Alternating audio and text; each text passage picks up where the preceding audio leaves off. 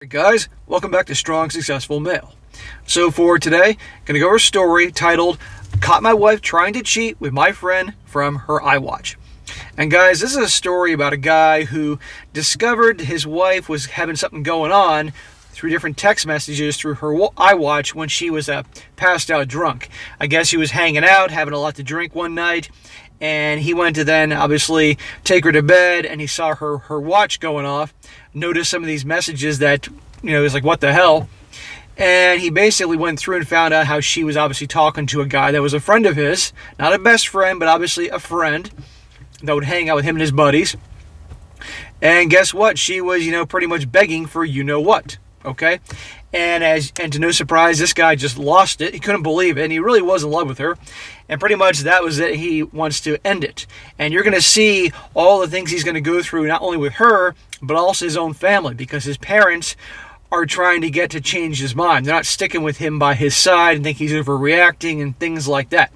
And I'm doing this, guys, because if you guys happen to be in a situation like this, it's so important that you got to go and do what's best for you. And you got to trust your own gut, your own instincts above anybody else, because you're going to have times in life where people are going to tell you that you should do one thing or do another thing because that's what they're used to, okay? But at the end of the day, you know what's best for you. And in a situation where, like this guy, that some cheating is going on, or before some real cheating is going on, and this guy wants to end it, his gut is telling him something's wrong. I'm done, I'm out of here, and he has to listen to himself. And you guys got to do the same thing here. So as I go through this story, guys, you're going to see what I'm talking about. And by the way, this is part one of a two-part series because there's a lot of updates here, and if I did the whole video on this entire story, we'd be here for quite some time. So I want to keep it at, 20 minutes or so, give or take. Oh, and by the way, as I mentioned the other day, I am now on Instagram, so if you guys didn't see that video of me mentioning it, if you guys are on Instagram, want to follow me, just scroll down, click on the link below, and sign up. So, getting started here, he starts off saying, I'm writing this from my phone, so bear with me if it's formatted wrong. So last night, my wife of 7 years decided to have a chill-out night. After dinner, she went to the den and was watching her programs while I fitted between watching the Spurs game, and he says football and soccer, and doing some odds and ends that I had planned. Next thing I know, she's got the wine out and has had 2 bottles of the stuff. At around midnight, I went to check on her and see she was out cold on the couch. I went to scoop her up when her iWatch thing buzzed, and a message popped up on the screen. It says something along the lines of, haha, I can't do that. My name, meaning the guy telling the story, would knock 7 shades of shit out of me. I wondered what the F that was all about. So I pressed on it, and it was a conversation between my wife and a friend of mine. The sirens again. Now, I wouldn't say this guy's a close friend of mine, but he's someone I've played five asides with for years, drank with, and have known since we were teenagers. We used to call him Jacket Holder because when we got into scraps as teens, he'd always be the guy holding the jackets while everyone else went for it. So in other words, this guy, he's obviously like the follower in the group of friends, okay? When I, reading this story, because I've obviously read this, guys, what I picture is in the movie Good Will Hunting, Casey Affleck's character, okay? You had Matt Damon, Ben Affleck, some other dude who I don't know who it is, and Casey Affleck, and he was the follower of the group, and he obviously was trying to prove himself, but he actually was kind of a pussy, and that's what this guy sounds like. And it doesn't surprise me at all. This guy's obviously flirting with this guy's wife and obviously having something going on with her because he's not going to get women on his own. And is obviously envious of the other guys. It goes on.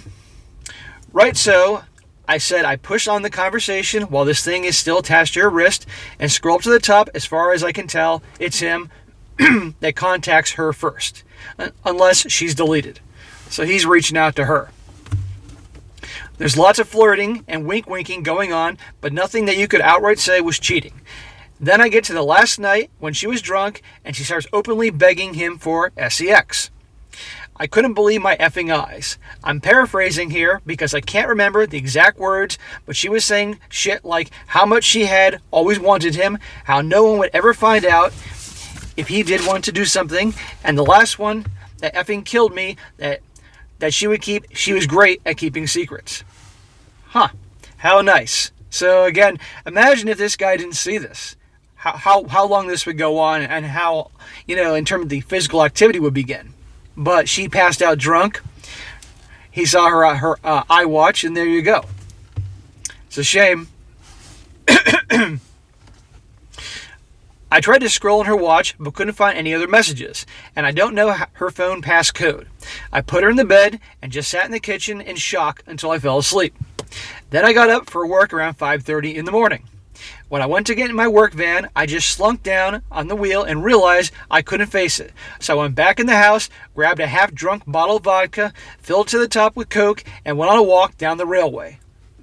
He says, we live behind a lot of woodland and a disused railway line that goes for miles. And I've walked about half the length of it. I'm sitting under a railway bridge like an effing troll right now, just seething at the whole thing. You'd probably think there's a fire going from about a mile away due to the steam coming out of my ears. Obviously, I don't have a cold, guys, but I got something in my throat, so I keep coughing here. My apologies for that.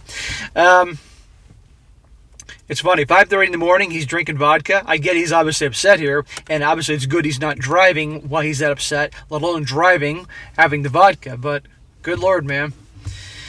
He says, so what do? I don't want to speak to her. I can't even bear to look at her after reading this shit. It was like a dagger through my heart. I just feel like every morsel of love I had for her had evaporated into thin air after reading her begging like that. Effing yuck. I honestly want to ghost her, man. If I could, I would never speak to her again. The whole I'm great at keeping secrets was the thing that really got me through. Like, who even are you? It reeks, but it's a case of how far down the rabbit hole do I want to go? Women are masters at keeping secrets, guys. I mean, the old joke is, everybody has skeletons in their closet, but there are some women that have an entire cemetery. No joke. I don't care if I'm being honest, I'm just done. I never felt so betrayed and disgusted in all my life. The thing is, I've invested so much into her, not just as a partner, but as a person. I loved her so much and thought her personality, and by extension my personality, reflected that of good people. To realize she's a backstabbing snake makes me feel like a snake. I feel like a worse person than I was yesterday. The only way I can describe it is for someone you looked up to, took advice and life lessons from, to suddenly find out they were a pedo or a rapist or just a downright creep. Your entire perception of yourself and who you are will be shattered because you took on board what they said and invested time into a creep. God, I'm rambling. Nonsense. I apologize. Don't apologize, dude. He has every right to rant and carry on here. He just found out what was going on. But, yeah. Alright, guys. Normally I would not take a drink during a video, but my damn throat is killing me here. Just bear with me. Must be irritating to hear me cough, so I apologize for that. Hopefully that helps out. It is winter. These things do happen. But anyhow, guys, yeah, so he's with this woman a long time, doesn't say how long, and he thought everything was great, everything was cool, which a lot of guys think, and then lo and behold, they discover cheating's going on, or she admits something, or who the hell knows what. So he's questioning the whole thing. Do I really know her? Is this who she always was? I put all this effort into her. It really is a shame, and obviously this guy probably has been a good guy to her. And then meanwhile, she's flirting around and begging for it from the dork that hangs out with him. The follower, that type of guy. He goes on, I'm lucky in that our house is owned by my parents, who 6 years ago moved into a retirement village and we moved in. The house will be bequeathed to me when they die, but I don't, and I hopefully won't own it for a long time. They couldn't be bothered with the upkeep and all the problems, etc., and wanted to see out their final days in peace. So when I do divorce my ex, my soon-to-be ex won't be getting her hands on it. So what do I do then? I'm honestly thinking I'm not just saying a word and throwing her right out. Also, while walking here, it went through my mind to get at my mate, who's a locksmith, to quietly change the locks today. I could feed her any old garbage about something from the doors being broken. She won't care what's going on anyway, as long as I'm about. Then after he's done locking the front door, and tell her to come out and look at something on the back, When she comes out, just run back in and lock the door behind me. That sounds childish as fuck, doesn't it? Seriously though, I don't know what I'm going to do. I'm staring at the bottle right now, and my life feels like it's been ripped apart at the seams. Yeah, he's acting a little childish, but you can't blame him. Also, he's drinking here, and I think he needs to cut that shit out before he does anything rash. He says, as for the prick so-called friend of mine, there's no doubt he was up to something here. You think, dude? There's also no doubt I wouldn't have caught wind of that at all if I'd been seeing him very soon. Never mind holding jackets, he'll be holding his face. He says, quick little edit here. He says, he went to a friend's house to calm down. I threw the vodka away. Very good idea.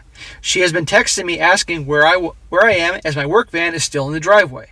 I text her saying there was a problem with the engine, so I got to lift into work. I'll make my move tonight. And the update to this happens obviously a few weeks later. It says, thank you to everyone who reached out to me after my first post. It was really appreciated. So yesterday, after I had written the post and was in a complete mess, 2 dog walkers came over to check on me, as I was obviously concerning them. I told them everything, they listened, and the first thing one of them said to me was, son, the worst thing you can do right now is drink. It'll cause carnage. See? I have to thank her for that, because I was on the highway to hell at that point. I threw the vodka away, got in touch with a friend, and he said I could come over to his house for a while to calm down. He says, we live in a small town, around 15,000 people, and he wasn't too far away. So once I got there, I sat on the couch just trying to calm down. It's the best thing you can do in that situation.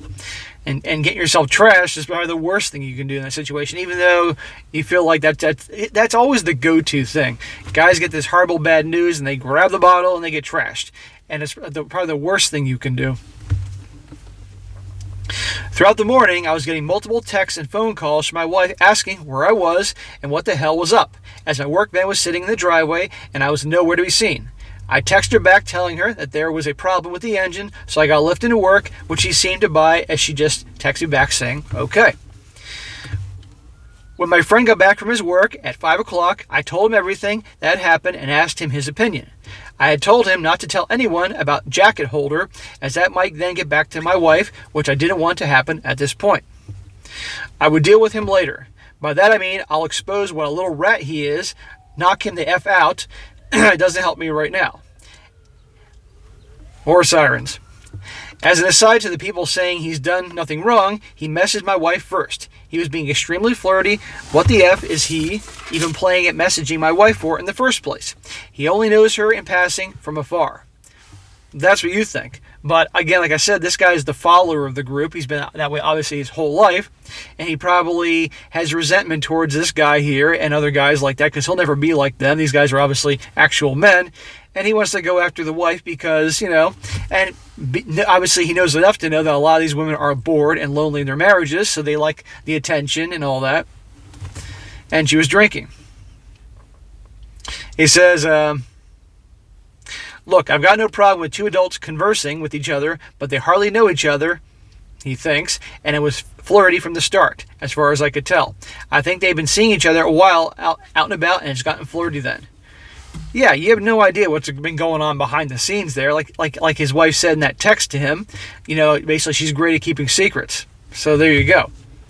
So my friend convinced me to try and keep a low profile and see what I could dig up, but at the same time speak to a lawyer and get the ball rolling in terms of finding out my options, which I have done today. He took me home at 6 o'clock, and I was honestly dead on my feet by that point. I think the adrenaline, pumping the entire day, then suddenly stopping knocks it right out of you, so I was extremely tired when I got home. The second I walked through the door, I knew something was up, as my wife was on me right away asking me all sorts of questions about work. I asked her why does she even care. She said that I'd left a big flask and my lunch bag in the front passenger side seat, and something had been up today. She could feel it.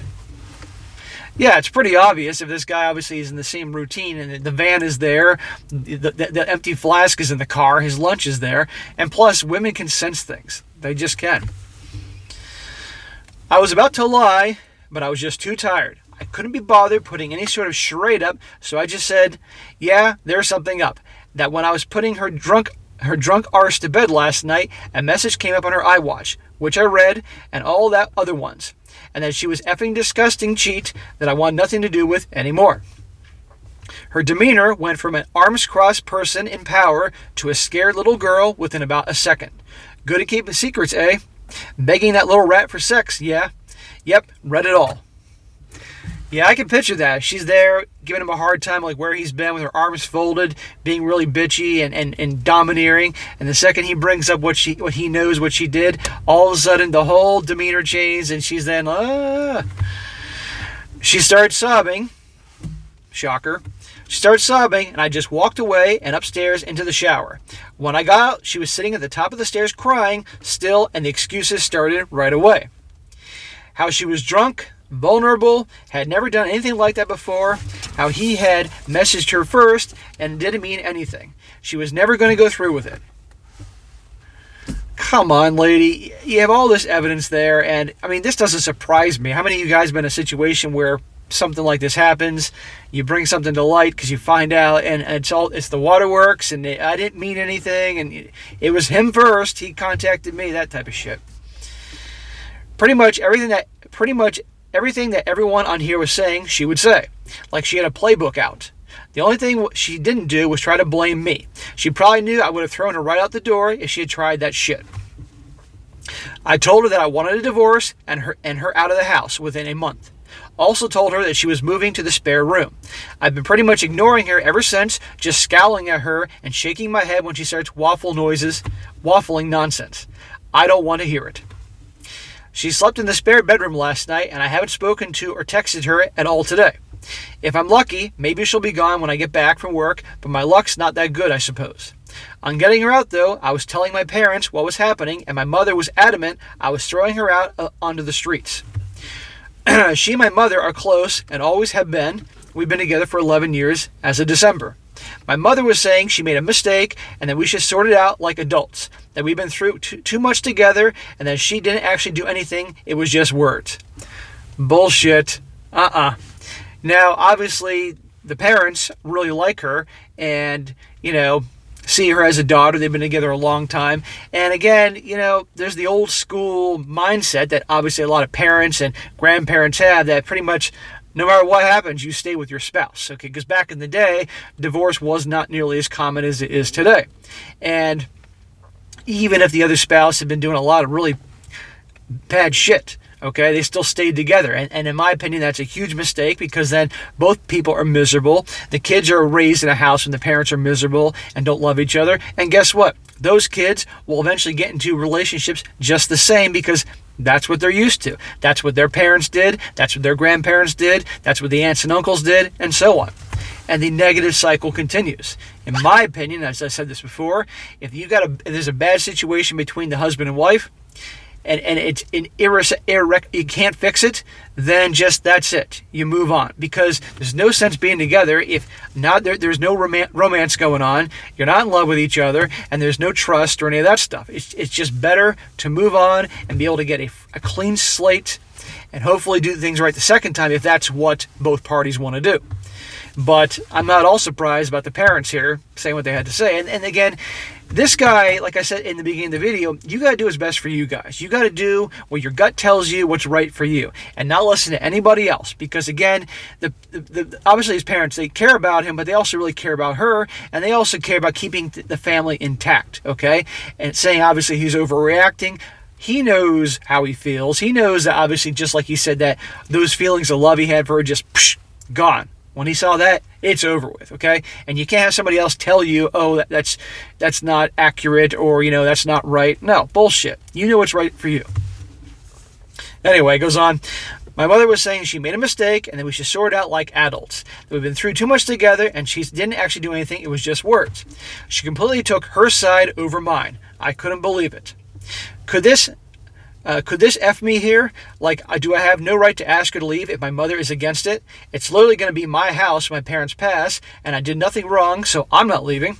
It's probably going to turn into War of the Roses Part 2. War of the Roses was a movie that came out in the late 80s with Michael Douglas, Danny DeVito, and I can't think of her name, Kathleen something, and Kathleen Turner, and it was basically about a couple that they were getting divorced, and it was pure hell. And they ended up killing each other at the end of the movie. So that's what he's referring to, in case you guys didn't know about the movie.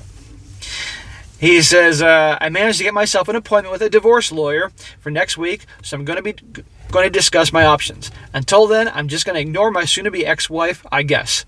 I know she's probably not going to admit anything else right now. I'll never know if she was really a good liar or she was just taking shit to him to get him on one side with her in an affair. Anyways, sorry about the delay in the update. Just got the chance to write it down now as I'm finishing work. Well, back to the funhouse, I guess. So anyway, guys, there you go. That is part 1. It's going to get more into details about the family and how his parents are going to try to change his mind and ultimately what this guy does. But and I'll get into that tomorrow's video because otherwise I'll be here for another 20 minutes going on. But the point is this, guys, is that it's really sad this type of stuff happens. But this guy, you just never know who you're with because, again, he thought everything was cool, everything was great, they clicked, blah, blah, blah, and he finds this. And some people may say, you know what, nothing actually physically happened yet. So they were just talking and she was drunk. I call bullshit because there's no way that was just their first conversation, okay? That didn't just happen just that time, okay? And you saw what she had written in the text anyway about basically parents begging the guy to come over. So even if it hadn't happened just yet, it was going to happen. And she was going behind his back and openly admitting she's great at keeping secrets, that type of thing. And this guy, regardless anybody else says, that did it for him. It was done. He didn't want anything to do with her anymore. All that love went away like that. He obviously wasn't going to trust her, so he is right to his own views, his own feelings towards the issue. So for you guys ever in a situation like that, do what feels best for you. Do what's best for you, okay? Don't listen to other people telling you how to live your life because, again, they want you to live life what makes them comfortable on what they're used to, the narrative, so to speak, things like that, So just be aware of that as the very important lesson of this story here. But anyhow, I'm going to do part 2 tomorrow. So, all right, guys, that's it for today. Be sure to comment down below. Let me know what you think about this. And be sure to like the video, share with your friends, and subscribe. And I'll catch you next time.